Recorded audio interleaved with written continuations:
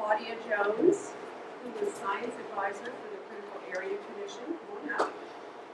And Charlotte Sheeran. Charlotte, if you want to come up, and we've got some chairs here, wherever you're comfortable. Charlotte is the Regional Project Chief. Is that right, Charlotte? Yeah. Program Chief. Okay. Good. Well, I will turn it over to you to get us started on critical area. Thank you. Thank you all for having me. As Emily said, my name is Charlotte Sheeran. I am the Regional Program Chief for Anne Arundel County as well as several other jurisdictions. But today I'm just going to give you a sort of general overview of what the critical area is, because I'm not super familiar with that. I'm going to give you a little bit of specifics about the Mayo Peninsula, and then Claudia is actually going to take over and talk to you about specific habitat protection areas and stormwater management opportunities. So, the critical area law was passed in 1984.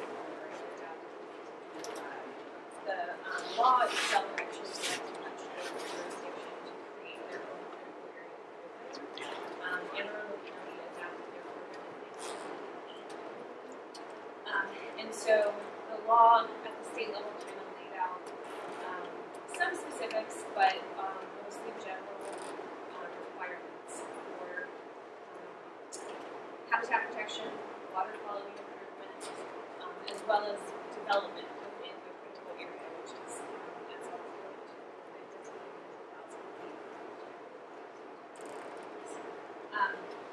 so with the idea of this being a state law that is implemented at the local level, each local jurisdiction can develop within their program unique aspects.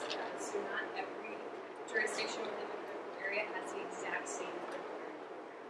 So when we, I guess for your benefit, if you have specific questions and you call our office, I can give you general answers, but when it comes to like specifics of what exactly you can do on your property, contacting the county critical area program, which is housed within zoning, they're usually going to be able to provide you details about the permitting process, what would be, if there's a variance required for what you're proposing, and all that process.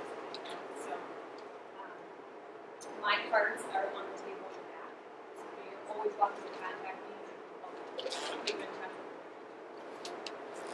me. So as I said, and also I just apologize for the screenshots. The GIS person was on vacation last week when I was putting this presentation together, and my GIS is not working to create exported PDF maps and doing that. So I had to take screenshots of all of that. But as I said, the critical area. The critical area is the land within 1,000 feet of tidal waters and tidal wetlands. It also was originally designated also as all the waters of the Chesapeake Bay and its tributaries and the lands under those waters and tributaries. However, this law was written in 1984, which was actually before the creation of the Maryland Department of Environment. And so when MDE was created, it was kind of agreed that the water and the lands under those waters were within MDE's jurisdiction as far as permitting approvals. So we do coordinate with MDE when there are activities such as dredging or bridges. We are looking at those kinds of projects, but from a permitting and approval perspective, most of that. So here you can see this is the Mayo Peninsula, and you would be able to tell that there are 3 different colors on that map, and those 3 colors represent the development zoning designation within the critical area. So there are 3 options: the intensely developed area, which is shown as red, the limited development area, which is shown as yellow, and the resource conservation area, which is shown as blue. And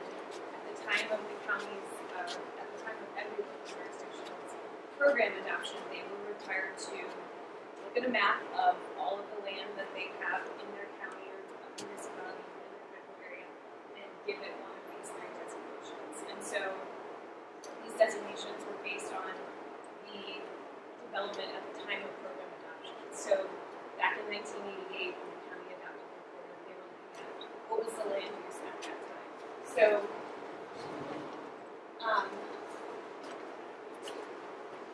just real quick, we are also currently updating this 1,000-foot boundary. And this was required by the legislature in 2012. We were directed to remap that 1,000 feet for a variety of reasons. One, the original boundary was based on aerial imagery that was filmed in the late 60s, which was associated with the 1972 tidal wetland maps.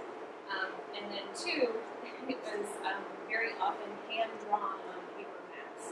So counties were taking a paper map of their critical area lands, measuring 1,000 feet with a ruler, and drawing with a Sharpie on the map. So since then, our technology has drastically improved. Our accuracy for delineating this 1,000-foot boundary has drastically improved. And so we are currently undergoing that process in all of the critical area jurisdictions.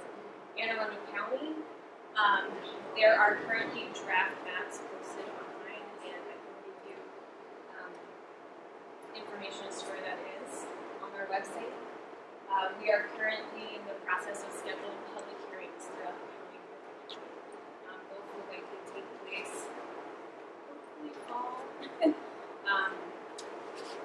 And what will happen in that regard is if the critical area boundary affects your property and that your property is now partially within the critical area but it wasn't, or if the amount of critical area on your property has increased by 1% or more, you will receive a letter notifying you of that change and also providing information on when and where the public hearings will take place. So at that time, you can attend those public hearings. We give a short presentation on how we went through the whole process of remapping the boundary.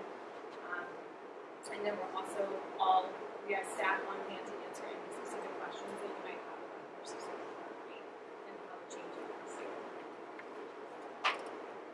So we are currently scheduled this. We're not on the calendar yet, but stay tuned. So on our website, on the critical area website, there's I think it's one of the main headed icons. So we go on the website, it says map. And then on that page, there's a interactive map. It says interactive map, and you click on that, those words will take you to the map. And then you can click on Anne Arundel County, and it'll bring up the area. Yes. Yep. Okay. So as I said previously, each jurisdiction was required to designate the land within the critical area as either IDA, LDA, or RCA, and that was based on what was existing at the time of standard. So I zoomed in on this section really quick so you can have a nice view of all 3 of those designations. So in the IDA, there is no limit to the amount of impervious surface that you can have on your property. Outside of the 100-foot buffer, which Claudia is going to talk about later, there is not a limit on the amount of area that takes place on your property. The main requirement that the critical area law has for IDA properties is related to stormwater management. That requirement is written as a 10% reduction in phosphorus between what runs off of your property before development and what runs off your property after. So we are basically trying to get a reduction in the pollutants coming off the property when you develop. In the limited development area, and so IDAs are typically more like city, urban areas. Here on the Mayo Peninsula, you can see So you can see this is like pretty densely developed. So that would be, and I'm sure that it will look like that. It's looked like that for a while. And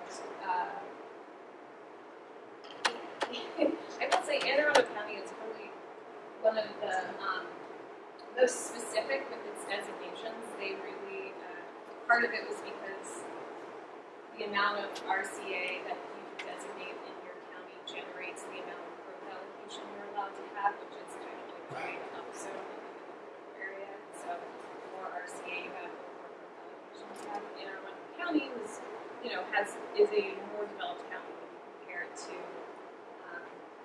Eastern Shore counties and things like that. So they didn't have a lot of areas that would have been designated RCA even back in 1988 comparatively. So they were looking for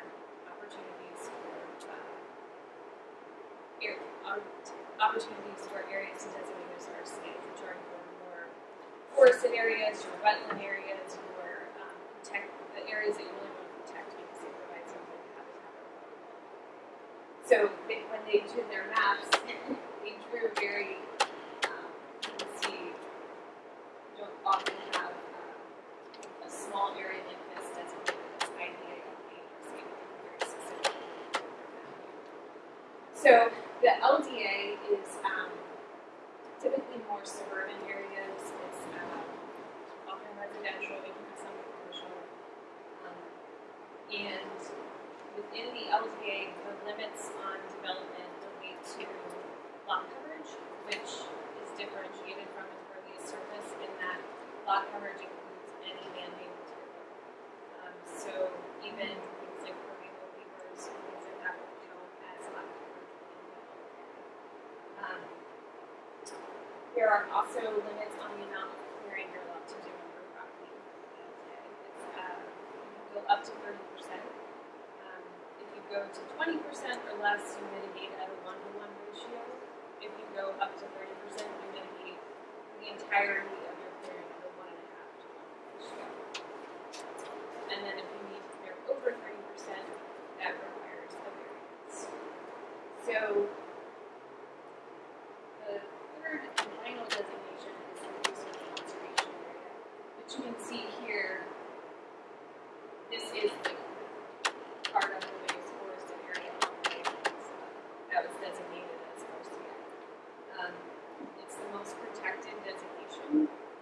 So in addition to the requirements that you have in the LDA, it's the same for RCA with the lot coverage limits and clearing limits. There is also a density limit within the RCA for residential. There are also specific uses that are not allowed in the RCA. Any new commercial, industrial, institutional uses are not permitted in the RCA. The density limit for residential is 1 per 20, one dwelling unit per 12 acres. So that does not, however, apply to grandfathered lots. So there are, in all of the jurisdictions, there are platted lots that were reported prior to adoption of the program within the RCA that are not 20 acres. So those lots all have development rights. So you could have a 5-acre lot in the RCA that someone wants to build a home on, and they are permitted to do that.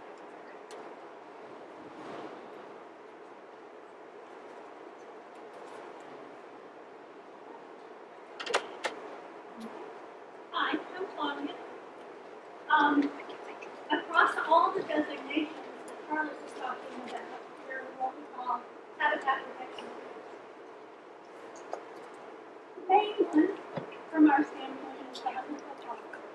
There's non-tidal wetlands, threatened and endangered species in need of conservation, all fish, anadromous fish farming waters, forested bird habitat, riparian forests, historic waterfowl staging and conservation areas, colonial nesting waterbirds, equal herons, green herons,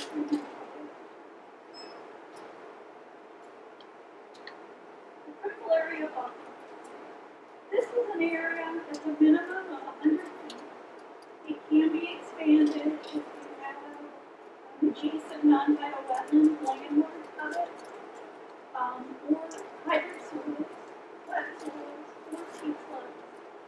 100 feet is started, it's designated in the ground, but, you know, in the field, unlike the 1,000-foot line that Charlotte was talking about. So, if you have just tidal waters, like if you have a bulkhead, it's very easy to know where to start the 100 feet. But you might have tidal wetlands like this here. For tidal waters, it's also drawn off a tributary stream. You just have a stream.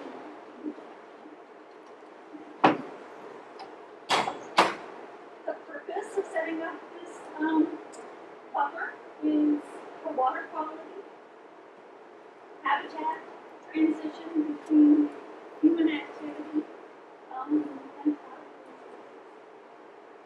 The ideal buffer is one that has canopy, understory, young trees, shrubs, and herbaceous. When you've got that, as well as in a forest, you're holding a lot of water in those trees. So it's very good for stormwater management, as well as some of the management structures. There are permitted activities in the buffer, water dependent facilities. If you have a marina, there's no place else you can put it. Once upon a time, there was a plastic surgeon who felt like his recovery cottage needed to be in the buffer. But he came down, he went for a variance, he didn't get it. They felt that you could recover just as well 100 feet back. If you have an existing house or shed or something in the buffer, you can replace it.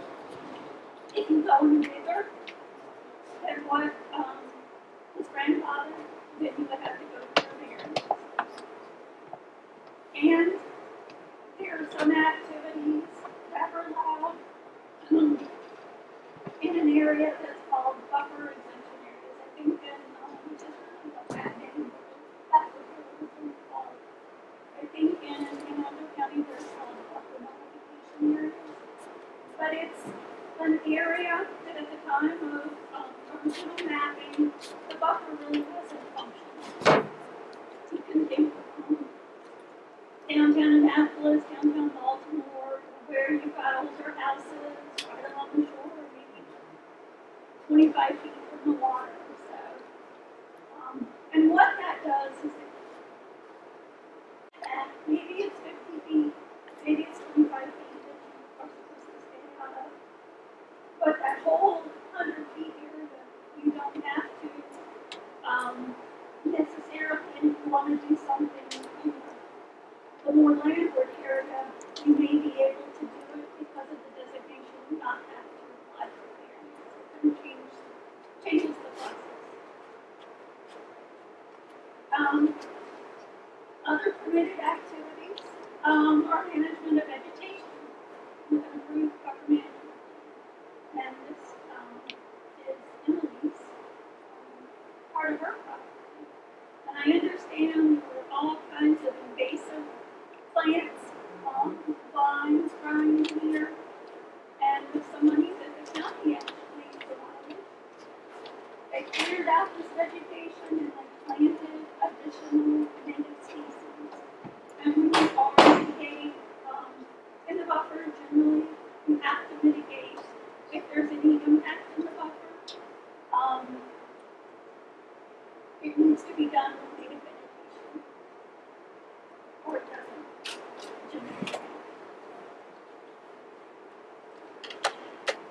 One of the things that's kind of cool is Mayo Peninsula has an area that's mapped by the Department of Natural Resources. That is particularly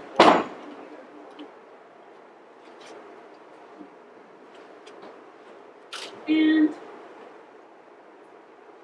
this suite of birds uses this needs a large contiguous area of forest in which to breed successfully.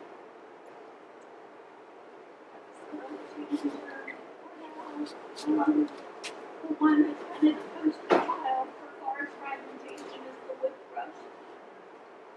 These two, of course, are along this first migrant. The wood thrush has declined about 60% since they first started surveying. And the breeding of that pretty significant. And when you protect the habitat for these birds, you're also kind of an umbrella system. It's a different kind of umbrella. You're protecting water quality, so fish can benefit, perch, amphibians, little vernal pools that are often scattered in forests and may or may not be protected by the Armist River.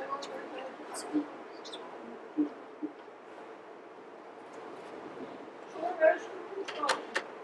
You probably know the Department of the Environment is the primary regulator when you want to do something in wetlands or waterways. You need a permit. But when you get a permit to do that, you're just about always affected. Access, slope, stabilization, managing the vegetation, tie-ins, sills or whatever. This is kind of like a no man's land. I guess this guy just really didn't love maintenance, but you have nothing of benefit. It's kind of like a desert. All snakes, yeah.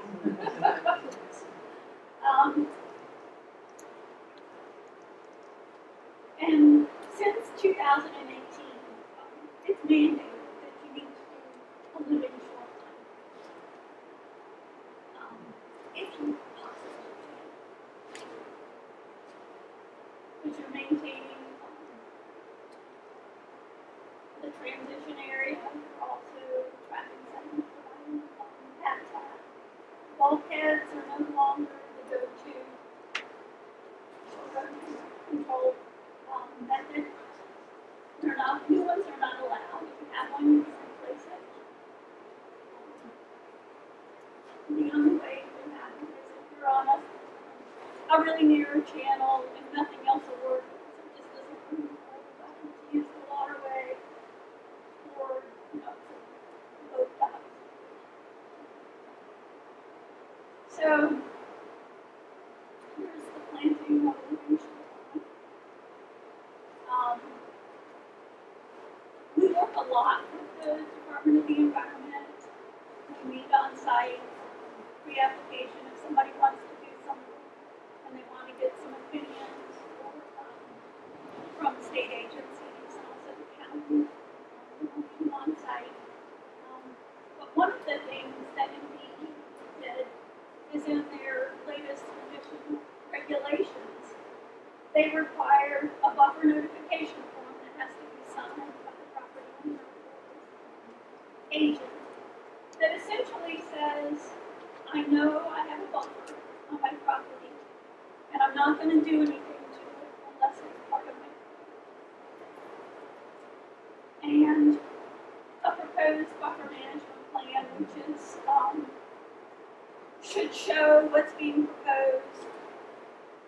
If it's for living shoreline creation, how far it's going to be going back, if you're going to need to cut vegetation for access, if you're going to need to limb up trees, if you've got steep slopes, how you're going to handle that.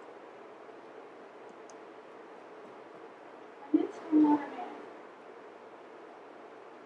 As Charlotte mentioned, in IDAs, the 10% is required, as well as state permits. They picked phosphorus because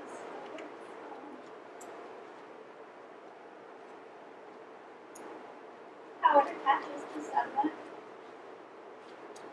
And in 2007, there was a statewide Stormwater Management Act that introduced environmental site design.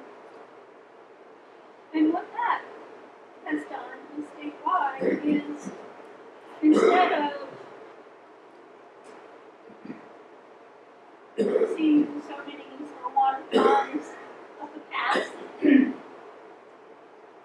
you're required to work with the land, and instead of doing one major facility, do smaller facilities. And that might be rain gardens, rain barrels,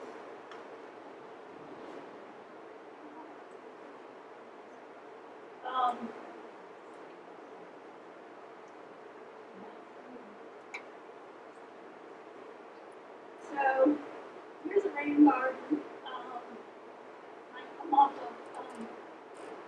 a parking area, like we have here. You often have to amend the soil to make it so it'll drain. There might be under drains that can get pretty complicated, or you can do like I did and just take a hole or my downspout came out and that's all. But I have very well drained soil. I don't know. Were you talking more specifically? I thought so. Okay. Okay. Yeah, this is the right transition. Okay.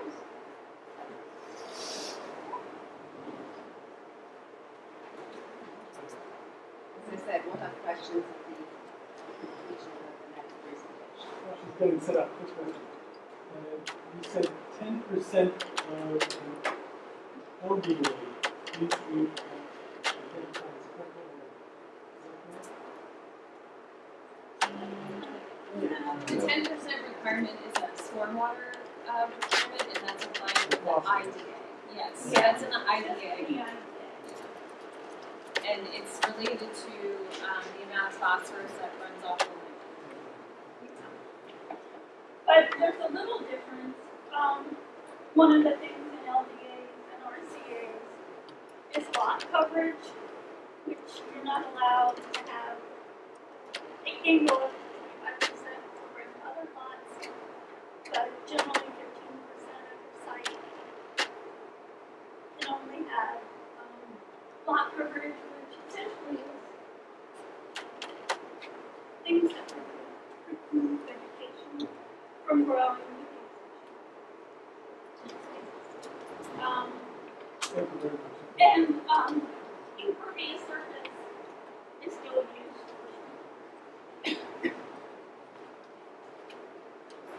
Great. This is a tough act to follow, so I'm going to try to get to it in a nice transition. You guys set me up well to talk about some of the things that people can do on their own property. And for those of you that I have not met yet, my name is Suzanne Etgen. I am a 1992 graduate of South River High School. So go Seahawks, any of you that have kids or grandkids that go there. And I'm also the executive director of the Watershed Stewards Academy. We're a nonprofit organization, and we're based here in Anne Arundel County. We're actually located at Arlington Echo Outdoor Education Center. And so many of you who had kids might have gone with them to field trips or gone yourself to field trips. It's 50 years old now, so lots of people have been. But we are our own nonprofit organization, and I'm going to be doing a little bit more about Watershed Stewards Academy later in the evening for people that just really want to learn a little bit more about what they can do. But for this portion of the presentation, what I was asked to do is to really set up some of the causes of water pollution and sort of what homeowners can do to help reduce pollution and flooding. So we've had a big rain summer, and those of you that live on the Mayo Peninsula, I suspect probably live here because it is surrounded by beautiful water.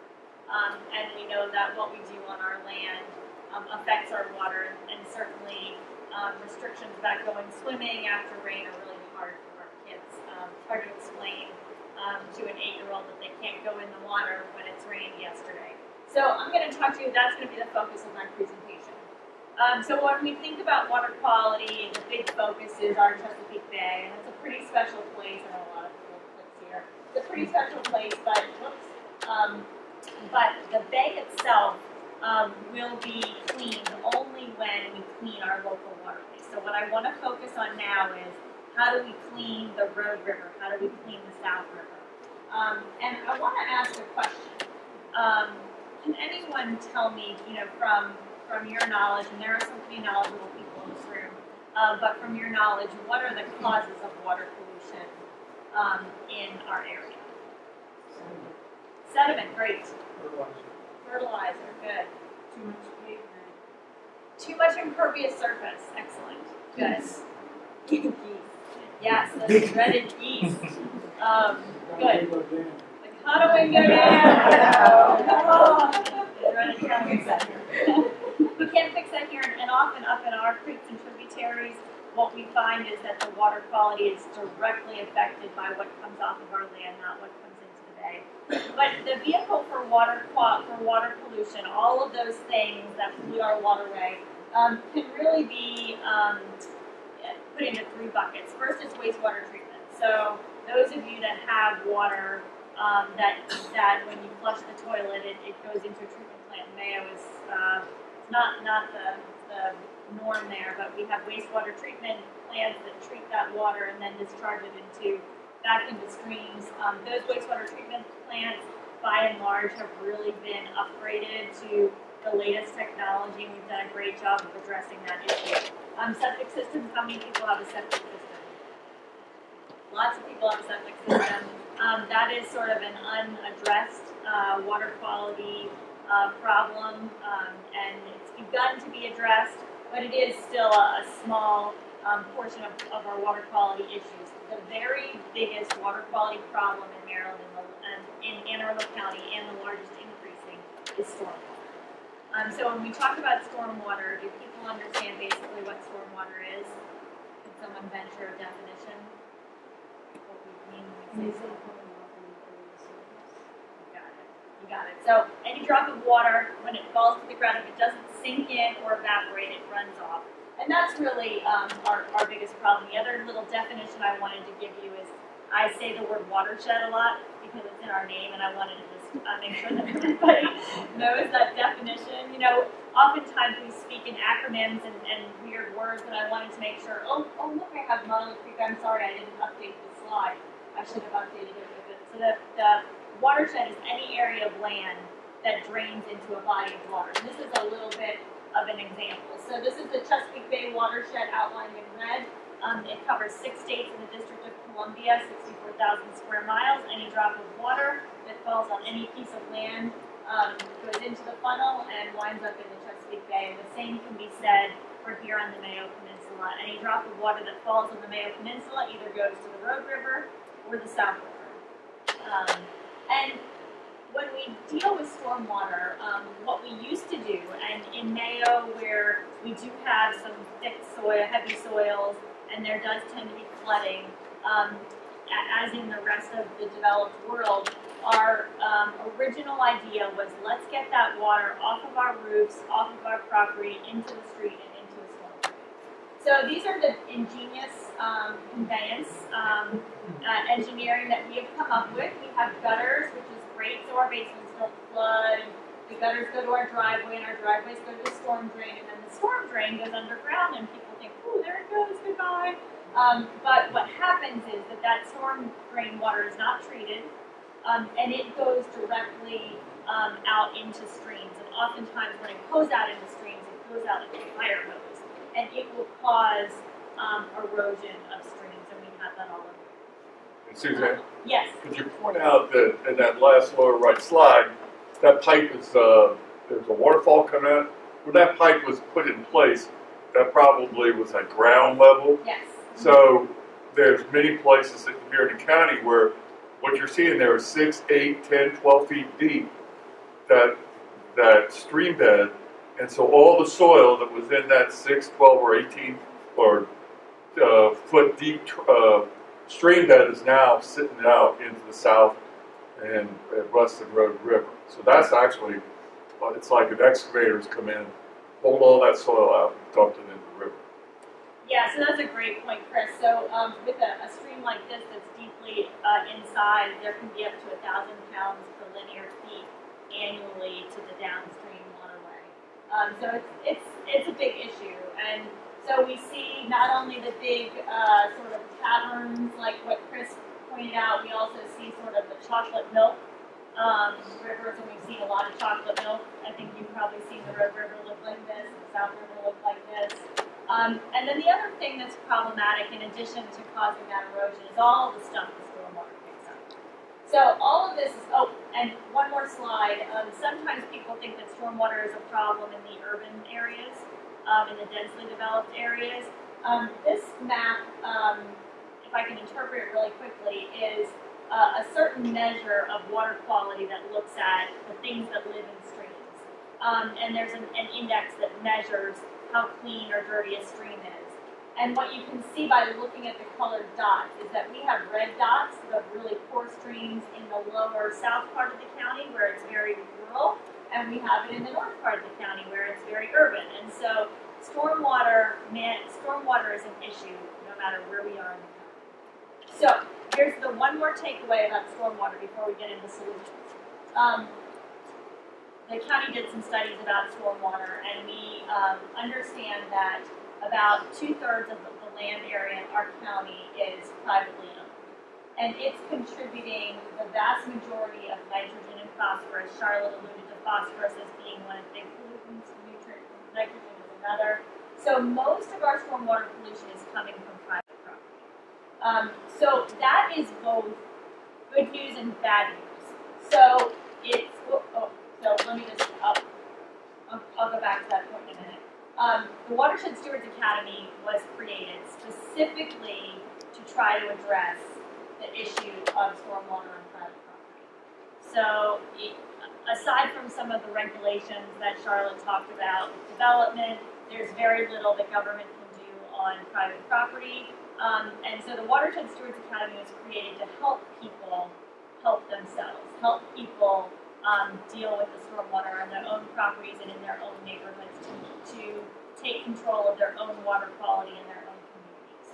So the Watershed Stewards Academy, what we do is we train community leaders like Chris Gordon back there and Noel, and these community leaders go out and they help their communities solve their stormwater problems, and they help their communities understand the things that they can do to reduce pollution. And so we have trained since 2009 over 200 master watershed stewards, and they represent communities from Brooklyn Park to Marin Bay at about 25 faith congregations. And since 2009, those watershed stewards have installed 2,200 projects from rain barrels to stream restoration, and they've given technical assistance to about 135,000 neighbors.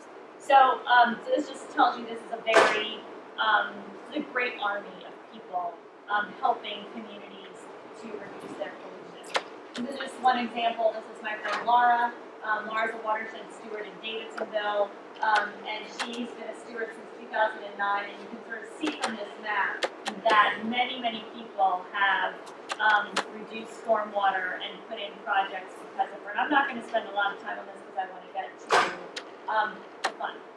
So I think what I was asked here, this is all the setup to, I was asked here to talk about what can you do in your own backyard to reduce flooding and to reduce pollution. So it turns out that you can do quite a lot. And there's two categories of things that I'm going to talk about. The first is this idea of rainscaping, which I'm going to get to in a minute. And then the second is changing some habits. I probably should define just like watershed and stormwater. But it basically is taking your landscape and using it to slow down water as it's coming down, to spread it out and to soak it in. Slow it down, spread it out, soak it in. So that's what we're trying to do, and I have 7 different ideas for you to use on your own property. And those 7 different ideas are not appropriate for every property. And I'm just going going to go through them quickly and let you know that if you want to learn more, there are lots of resources on our website, and we've got some information on the back table as well. So let's talk about the first one, rain barrel. Does anybody have a rain barrel here? Okay, good. So a rain barrel is sort of the gateway drug to rainscaping. It's very easy, it's very cheap. And basically what it does is it's an open vessel, it collects the water, and it doesn't filter the water, it just lets it slow down and lets it slowly trickle out. So the water comes in the top, it fills up, it trickles out. Rain barrels are typically about 55 gallons. When you have a 1-inch rainstorm and you have a typical roof downspout that might drain 500 square feet, you would get 336 gallons of water coming out over the course of that 1-inch storm. So a 55-gallon rain barrel, is it going to do much? Well, I'm going to argue that it's going to do a significant job of capturing what we call the first flush. And the first flush is the most polluted water. And it's the most polluted for a couple of reasons. When rain forms in the atmosphere, it brings down pollution from the atmosphere. And those first raindrops are often have the most of that pollution. There's also deposition on your roof.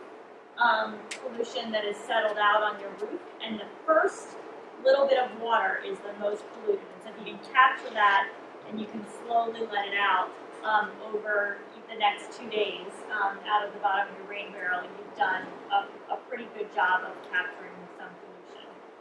And if you put a couple of rain barrels on your house, and if everybody put a couple of rain barrels on their houses, together that adds up to quite a lot in a rainstorm. The second point I'll make about rain barrels is that most of our storms are not 1 inch or more. You know, we have the very big storms, but if you look at the number of storms across the year, most of them are less, and so you're capturing a greater percentage of those lesser storms. Rain barrels come in all shapes and sizes, and they can be decorated, and we even have larger rain barrels called cisterns. And these cisterns can be put, and particularly in Mayo, where you have very heavy soil, and you might not have an option to do a rain garden, which we'll talk about later, a water harvesting device like a rain barrel or a cistern might be a really good thing to add to your property to help hold back some of that water so that then it can be filtered. And if it goes out over a couple of days, then the chances of it soaking into the ground and not just rushing out into the street are greater. And I'm sorry, I'm going to go through these rather quickly because we don't have a ton of time. So the next one is conservation landscapes. Conservation landscapes are a term that we use to mean replacing grass or hard surfaces with native plants and shrubs.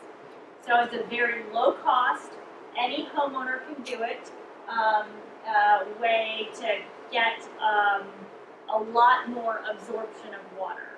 It's not going to hold water like a rain garden, but all of those leaves that are in that conservation landscape are going to have water attaching themselves and holding it as it's raining. And then the most fun is to look at sort of root systems. If you look at your grass, this is Kentucky bluegrass up here, what you see above ground is below ground.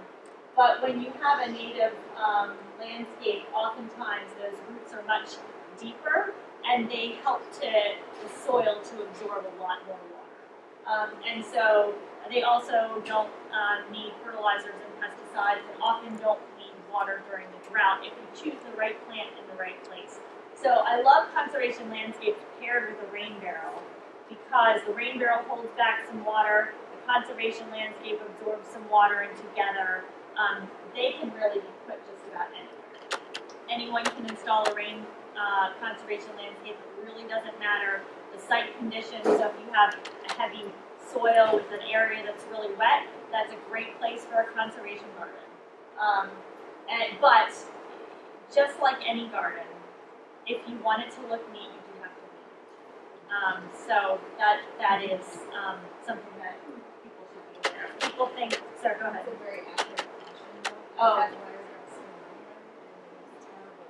I find it constantly. Yeah. How many people have wiregrass? Is that storage? Yes, it's related. It's a similar type of grass, and then it's a rhizome grass. but it's a noxious weed. And what I do with my conservation areas is I just play a battle with not letting it get in there, but it is a battle. Okay, so we'll flip back to that. Rain gardens. So rain gardens are the charismatic megafauna of rainscaping. Everybody wants a rain garden. Rain gardens are a depressed area that Claudia talked about, and basically water goes in and it fills the depressed area up like a bathtub, and then the water sinks down through the ground and goes into the shallow aquifer. Rain gardens are incredibly effective for capturing larger amounts of rain, and they're really, really amazing at filtering out pollution. But this is a rain garden down in Hillsmere that we did. But rain gardens are like the diva of stormwater management of rainscaping because they are very, very particular. If you have an area with heavy soil, with clay soil, if you have an area that stays wet all the time, if you have any utilities, if you have trees on your property, you don't want to dig a rain garden because it will mess with the tree roots. And so you need an area that is well drained, where water can sink into the ground. You need an area that's far from a well or septic, that's not underneath a tree, that's not on a slope, that is not within 2 feet of the water table. Some of you on the Mayo Peninsula are right down on the water table, and so if you dig your rain garden, you would just run into the water table, or there's no place for that water to go. So there are a lot of considerations with rain gardens, and we have some great resources on our website that can help you sort of learn about rain gardens and understand if a rain garden is right for you. But they're wonderful if you have the right place. So we're going to go through all this. But this is all the stuff you'll learn if you become a master watershed. Okay, tree planting. So I feel like trees are the unsung hero of stormwater management, and the reason I think that is that they capture rain on their leaves, and they capture rain on their bark, and their tree canopy prevents, a lot of runoff, and their roots absorb water, and so a large tree, a large oak tree, is worth 10 rain gardens, and if you can put trees on your property, I think it's a great thing to do. We talk about many different kinds of projects. Yard trees are one, where if you just have a big grassy lawn and you want to just plant a specimen tree, that's great. Street trees. There's a lot of funding for street trees right now in Anne Arundel County, and so that's something where the county can come in and actually plant the trees, and the trees are usually maintained, but there are special permits and permissions for street trees. And then buffers, groups of trees. Watershed Stewards Academy has a backyard buffer program where we give out free seedlings in the spring for people to create a buffer between their stormwater and wherever it's going. So different types of tree projects. But it is important that we don't put trees underneath power lines or over top of utilities. You have to make sure that you've got room for the tree when it grows up. When you bring that puppy home, you just realize the puppy's going to grow into a St. Bernard, and you have to be willing to accommodate that tree, too close to a building.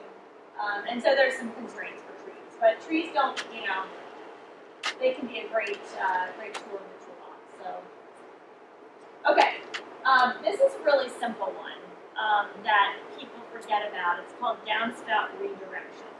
So you have a downspout, and it comes off of your roof, and hopefully it's going away from your foundation. And a lot of times it goes directly onto a driveway, which then goes into the storm drain. If you can just turn your downspout so that it's also running away from your foundation, but might be running into a planted area or a grass area, you have a much better chance of getting some better absorption of water. So even just turning your downspout can be effective. So just redirecting it to a place where it can be absorbed. Pervious hardscape. So Melanie Hartwig Davis has a really great great display up here, which I hope you guys will get a chance to see, that incorporates a lot of these different practices. But pervious hardscapes are just basically hard surfaces that are on top of a bed of rock that allows the water to go right through the surface down to a rock bed, rock below, and then eventually to soak into the water. So here's a schematic of a parking lot with the pervious pavement, the rocks, and then the water eventually goes all the way down to the bottom. People really want to use pervious hardscapes. They get so excited because it's sort of like you can have your cake and eat it too. You know, like you can have your hard area, but then you can also get water into the ground. And so we've dealt with a bunch of these systems, and I will tell you that a lot of times they are not put in the right spot. So they get clogged really easily with sediment or leaves from trees. And if there's not enough drainage in the soil below, that can be problematic. And they have to be on a flat area, and usually the land draining to the pervious area should be completely impervious. It shouldn't be a landscaped area, because then you have leaves and sediment that gets and clogs up the surface. But in the right area, it can be really great. There's on West Street in Annapolis, there's some chunks of pervious concrete at Pinky's Liquors. If you've ever been there, they have pervious concrete. There's some at Mount Olive Church. So in the right urban application, it can do well. It does need to be vacuumed out, so there's some maintenance. But it could be something that might work for you. Lots of different applications there. Okay, the last two are my favorite because they're the easiest. So what about just removing a hard surface? This is two homes that had a concrete drive in between them, and they didn't need that concrete area, so they just took it out and replaced it just with turf, and so that created better absorption. So if there are opportunities to reduce a hard surface on your property, that's a benefit. And then the last thing, and this is often not talked about, but in our yards themselves, we can have bare spots or bare areas. And what happens when we have bare areas, that can happen just from lawn maintenance, or if you store things outside, you can kill the grass below, and then when it rains, the water washes over and the sediment just runs off. And so even just taking your bare spots and having something growing on them. If that's grass, great. If it's conservation area, that's great. If you can't get grass and can't get a conservation area to grow on it, even just putting wood chips on top of it just to stabilize it is better than having the bare dirt there. So covering the bare soil. I think we'll have questions in a minute. I'm going to make a transition to just a couple more things that you could do on your own property. I know this has been like a ton of information all at once, but you get the flavor anyway. And so I talked about rainscaping. So rainscaping are the landscape practices. What I want to switch to talking about now is changing our habits. So how many people here have a dog? Good. How many people every day pick their dog poop up? Good. Yeah, it's hard. Pet waste. Pet waste is one of the leading causes of bacteria pollution. You probably are aware that every time it rains significantly, the health department has a standing warning that says kids and pets should not touch any of our waterways for 48 hours. And I really think that's unacceptable. But one of the big reasons is because of pet waste. And 1 single gram of pet waste can contain 23 million bacteria. And that bacteria can persist. And actually, I could talk about pet waste forever. I really love this subject. So if you want to talk about it after, I'll talk about it more. People ask things like, well, what about the deer poop? Isn't that as bad? Anyway, So pet waste is a problem, and picking up that pet waste every single day is critical to reducing bacteria, and that's a habit that if you're not in the habit of, that you can do to reduce pollution. Lawn maintenance is another one. We do want to have, if you have an area of lawn, we do want to have it covered thickly with grass, but we don't want to use excess fertilizer. We definitely don't want to fertilize in the spring. We definitely want to be careful about using chemicals toxic chemicals, because everything's a chemical, right? You don't want to use toxic chemicals on your lawn because it's just going right into the waterways. And then if you can reduce your lawn at all, then you have less mowing and less air pollution. I don't even think my phone had any more battery. Oh, sorry about that. And then the last thing, or second to last thing, is septic systems. So maintaining your septic system so that it's well functioning is another thing that can reduce pollution. So even a well functioning septic system in the critical area will shed about 30 pounds of nitrogen per year to the local waterway, but a lot of septic systems aren't even well functioning. And so Noelle in the back was just part of a Clean Water Communities program, which you can ask us about later. But one of the things that her community tried to do is to get their community to maintain their septic systems. And so they have a really great publication, which is called, what was it called? It's like the Potty Talk. Potty Talk, yeah. So it's all about maintaining your septic system and what to do. And if you can just get those really simple things like not putting fats or oils down your drain, not putting harsh chemicals down your drain, because when you put bleach and other cleaning agents down in your septic system, it kills the bacteria that actually help to decompose the waste.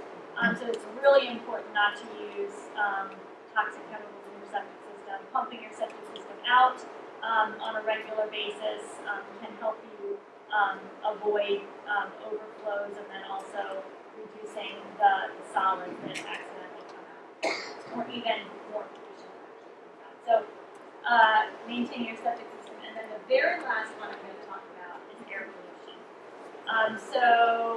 25% or so of the nitrogen that comes to the bay comes to us courtesy of air pollution. So if we reduce the air pollution that we're helping to create, and then also if we advocate for the effective regulation of the power plants in the Midwest that are giving us all their chemicals and their pollution, then we'll really do a better job of reducing pollution today. So that's my quick and dirty of what you can do, and I think we're going to transition now to our question and answer period, where you can ask any of us any questions.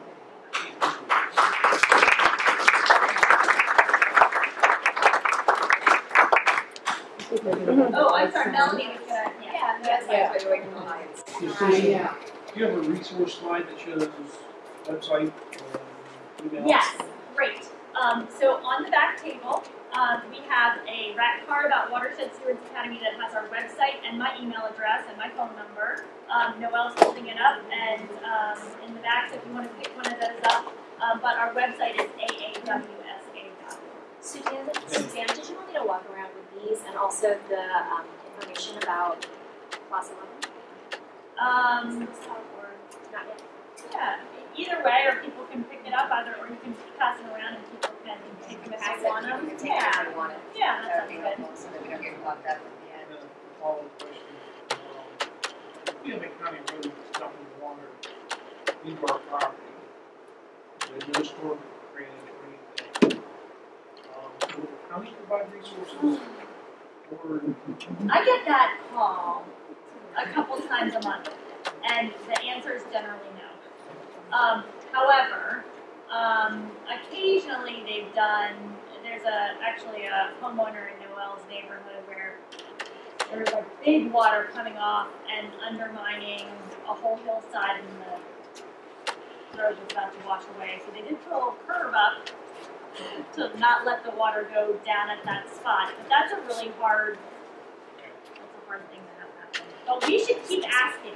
I was gonna say, Yeah, we should keep asking. Yeah, Call Eric Michelson. just because the answer is no doesn't mean Keep that we asking. shouldn't say, Eric. yeah.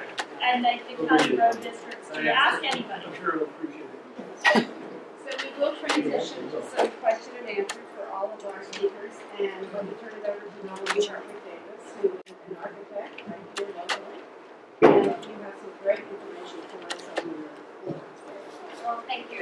It's my pleasure to be here to help moderate the questions. I am on the steering committee of Neighbors of Mayo Peninsula. I'm a lead accredited architect and practice in the water.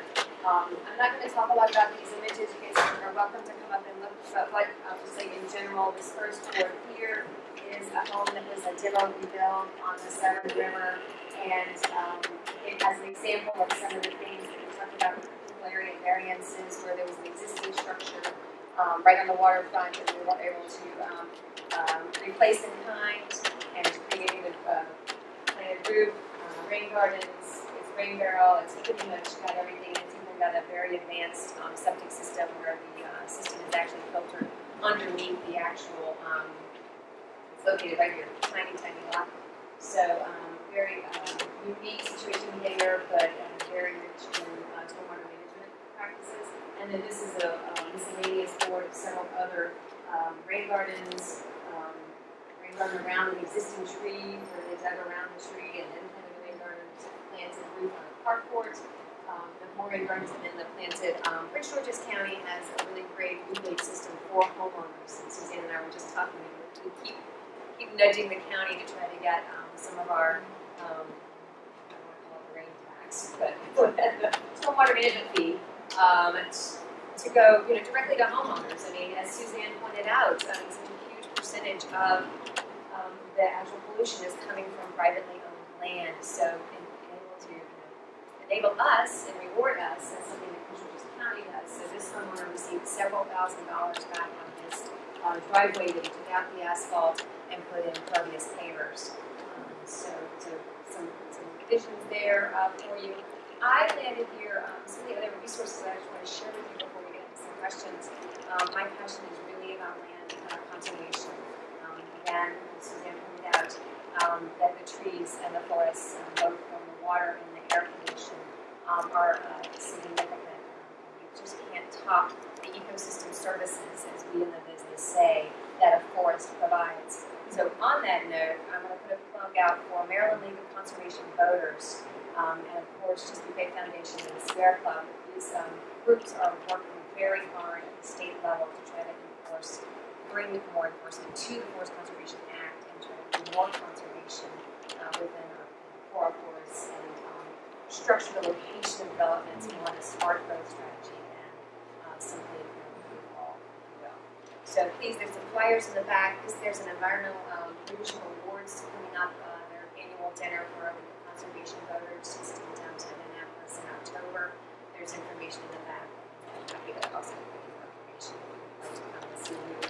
The leaders in the state are for setting policies. They're the ones who got us the stormwater management fee, so that Eric might be saying counties and I think with that, who has questions? A lot of great information tonight, but I'll add one thing. Victories are very empowering. I'm from the Shadyside Peninsula. And one thing we should remember, the critical area law is administered by the county. It's a state law. So what you have is the county occasionally assisting a friend, developer, contributor. You may have read about Turtle Run in the paper, 190 acres. You owned it. Because our community, Shadyside, stood up, led by the South Arundel Citizens for Responsible Development, and pushed back for 13 years against inappropriate development where in the RCA land, one house per 20 acres, this developer tried for 13 years to put 16 houses, assisted by the county executive's office of law. After $500,000 in pro bono legal, you now own this On that note, and my comment about ecosystem services, the state, I was at the Maryland Association of Counties conference this past weekend, and an MS4 permit, if you're familiar with that, I know that's a little way up here, but in a presentation, and the state, our counties are spending $1.5 billion to retrofit and try to clean up the water. So it's a huge industry, it's a huge cost that we're paying for, right, with our tax dollars. So I'm very much in support, and I think a lot of people here would agree, for purchasing for local municipalities and counties, land conservancy groups, but the purchase of lands to protect it from development in their well-forested quality. So $1.5 billion is a lot of money. We shouldn't have to repair what we've damaged. So if we can stop it right now, it's prevention. Anybody else? I got two questions. One is a clear question. You talked about jurisdiction. At what level does the jurisdiction end? And one family, the end of the jurisdictions that monitor this stuff? So, incorporated municipalities also. Oh, the city of Manhattan. Yep, city of Manhattan has its own, and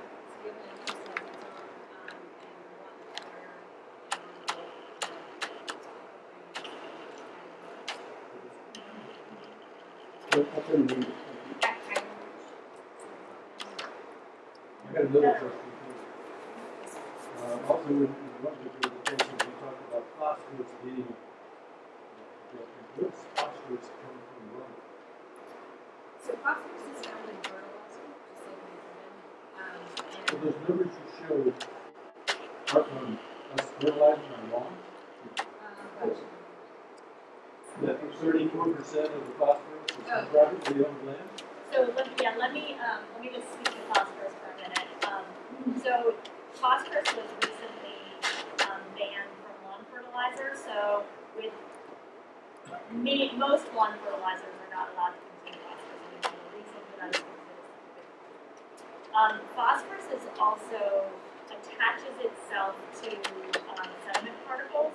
And so when you have a deeply incised stream, like the stream that you have there, with all of that dirt is also the legacy deposition of phosphorus. And so maybe you just have a little bit of phosphorus each year getting deposited in soil, but as we're getting, hundreds of years worth of soil disrupted and brought to the streams, that's another really big source. So there's phosphorus that we introduce, but there's also phosphorus in all of that sediment. Jim, you might even be able to, can you say any more about phosphorus and sediment? I know. Phosphorus absorbs on salt particles, particularly. And the reason they use that as a criteria for particular areas is nitrogen, on the other hand, is what drives pollution in brackish form. It's nitrogen limited. But nitrogen is soluble in all its forms and flows through, and it's hard to measure it. So what they're really doing with it, controlling phosphorus and sediment, they go together. So they always go together. Nitrogen's going to move in whether or not you have it. Of course, it comes in faster if you have incision. So phosphorus is very, very important for freshwater because it's a limiting factor for algal blooms in freshwater. So Maryland has 14,000 miles of streams. So if we were protecting them from phosphorus, we'd play back over it. That's a big deal. But most of the phosphorus is still coming from fertilizer? Well, I have to go look at the numbers. A lot of phosphorus is coming from agricultural activities. An awful lot of it's coming from chicken coops in the eastern shore. I mean, you need to be specific if you're going to talk about which percentage is coming from there. Yeah. There are different problems in different parts of the state. There was one of your shots up there said you had to measure phosphorus. It's part of the South Dakota rain garden. Oh, okay, so great. So different practices have what's called efficiencies, which is the amount of pollution that is reduced if the practice is installed in a certain way. And so that's how you sort of can get an idea of what effect you might be having. You put a rain garden, that's going to reduce more pollution than maybe a conservation landscape if it's the same size. So it's just an exercise in helping us to benchmark or measure where we're getting to in terms of reducing pollution. That's based on past practices, or do you actually measure it every time you put a ring? No, the efficiencies are, they are, yes. Yeah, so You they're. don't have to measure it.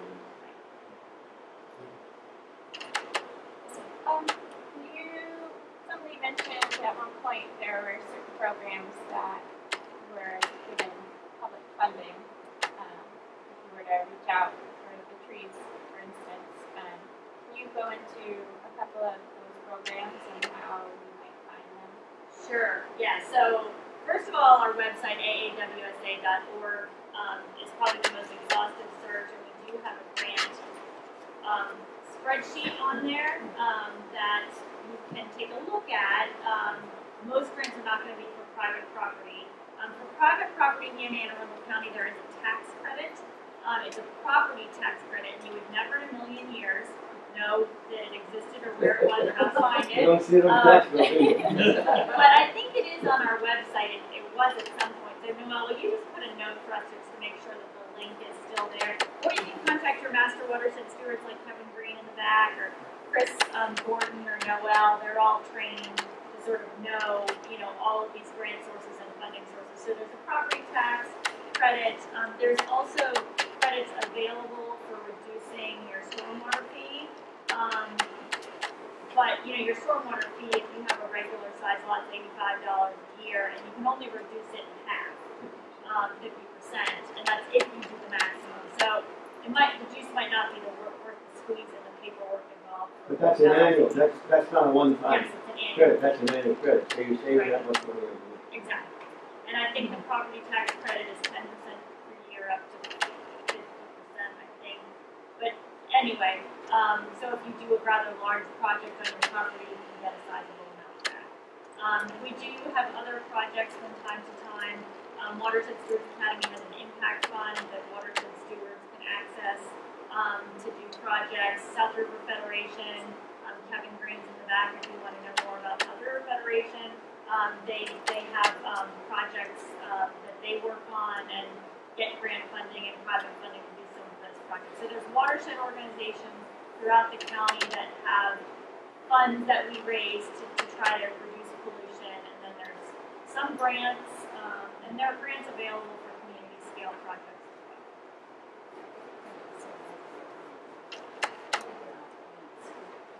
Oh, yes, so they have shoreline grasses that they grow. If you have a living shoreline or living shoreline area, and then we have a backyard buffers program. And actually, for the county, if you live in an area with a forested area, the county has a really great couple of grant programs based on forests and trees. Our next. First, I want to give a big shout out to Emily first over here because she's putting together our Mayo Matters educational sessions, this being the kickoff one. So thank you so much, Emily. And the next one, I know she's going to say this anyway, but the next one is September 11th, and it's Woods in your Wallet. So we will be talking about how if you have a neighbor or your neighbor, whoever has more acreage, or ways that you can conserve those woods and get some money back for it. So don't forget September 11th. Yeah. We had a slide with the previous payment and something else before that. We have a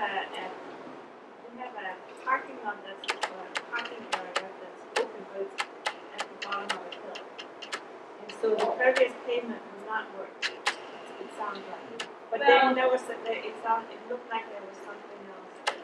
So the pervious pavement, if there's a lot of stuff draining, like if there's dirt and debris or trees, that might not be a good idea. If it's at the bottom of the hill, it also might be close to the water table.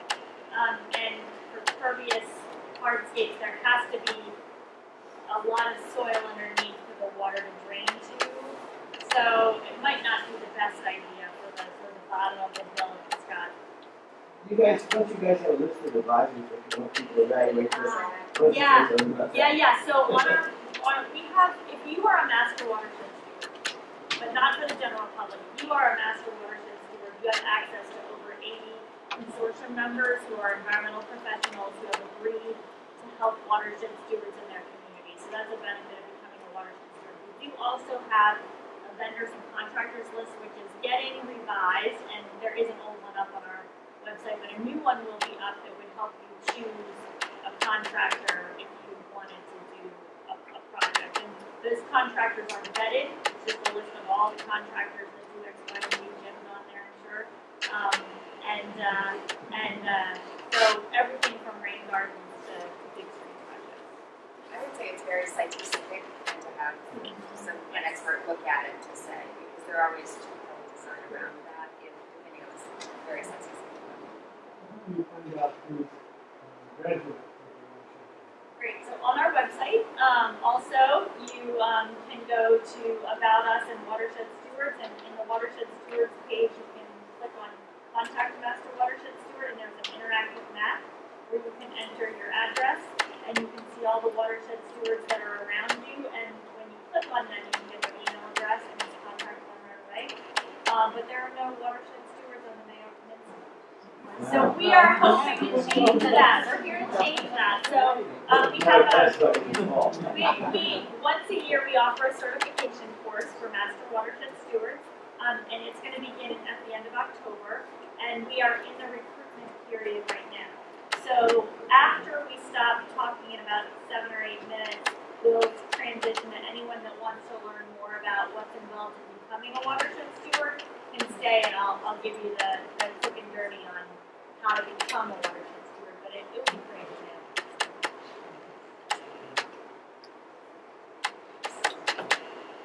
Where are options we can't do things or improve our heavy soil? Is there anything else we can do on that scale? And I have rain barrels as well. I think conservation landscapes or trees are both a great pairing, and I love the idea of pairing the rain barrel with the conservation landscape or other pervious areas. You could also consider a cistern And thank you. I mean, I worked with Mayo landscaping. This Chevrolet is nothing but clay. Something like soils here, and it's a matter of digging deeper and creating. There's a whole calculation that goes into the square foot of a roof or whatever's draining into an area that's draining into it. So maybe it's just digging deeper and creating that capacity in the clay. But again, I think it's very site specific and experts will know how to amend the soil to replace that clay. Or you may put in underdrain. Or you put in And then you get flow drains. overflow drains, yeah, we actually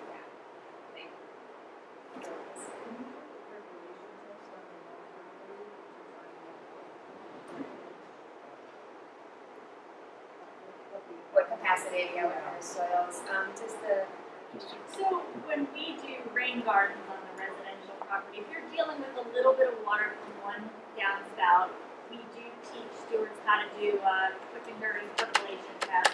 You wouldn't want to do a quick and dirty percolation test if you were going to do, let's say a well or do a lot of water. So it's sort of dependent on the amount of water you're trying to deal with.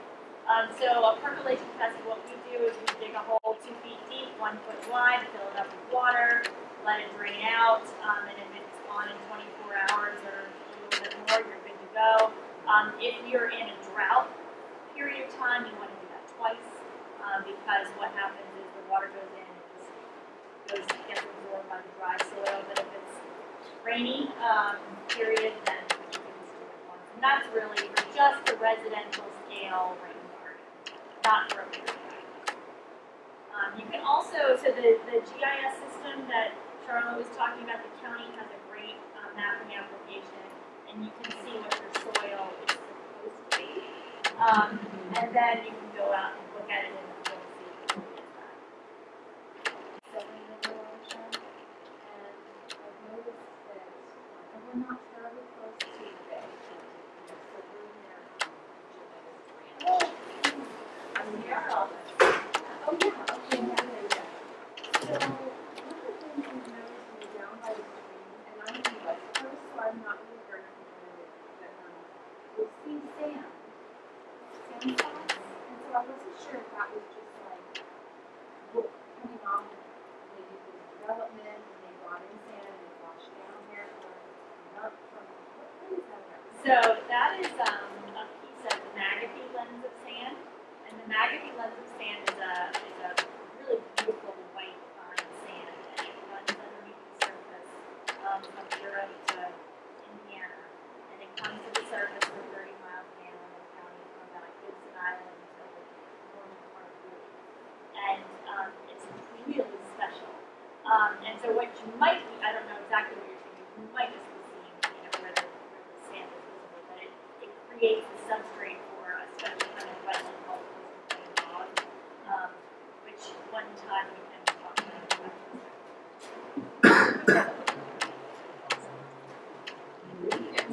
The last question, it's on its way. So the critical area redraw, they also redraw where the density, the potential coefficient.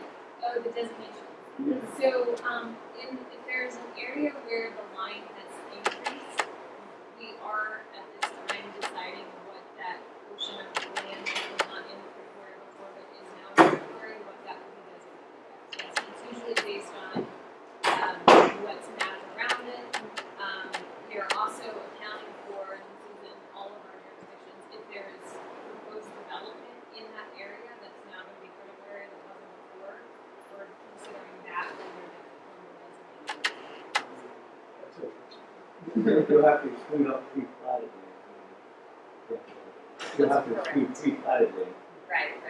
They mentioned that before, grandfather. Oh, Somebody's already got it platted. And actually, a lot of jurisdictions are also updating their programs to account for grandfathering based on this new line, because properties that are being brought into the critical area that weren't brought in before could potentially have lot coverage issues where they didn't have to, if they have a limit now on how much development can grow on the property than they did before, they could already be over that limit.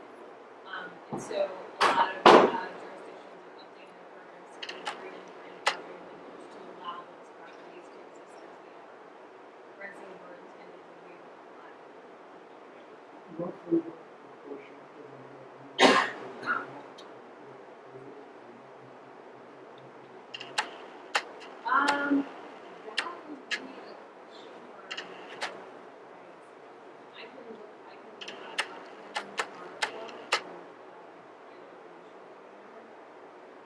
for I can you can see that if you, yeah, I can do that now. There's a really handy website called Merlin.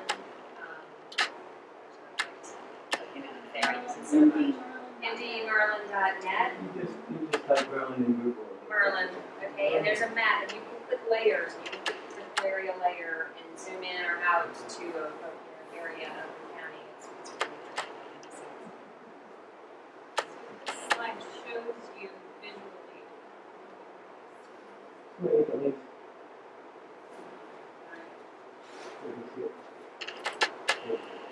So anything that's colored in is part of the critical area. So if we, if you consider the Mayo Peninsula from here down, you can see that it's really just this little area in here that's not within. Is that the Mayo Peninsula? Yeah. That's just part of it. Just part of it. That's just tricky point. Tricky points always really good. Above the red area is tricky point. Yeah, the red area would be. So you're missing Lock Haven and that. Yeah. All right, so it's after 8. I need to pass the room over to those who want to stay. Emily, do you have any other housekeeping next step? I don't think so, other than just make sure you sign in, just because we like to count if everyone Peninsula. We'd love to have your email. Thanks to Claudia, to Charlotte, to Suzanne, and to Melanie for their time and practice. Great program. I wonder if you might want to take the boards to the back, and then as people leave, if you want to take a look at the photos. There are also several publications that Claudia and I brought from our office that were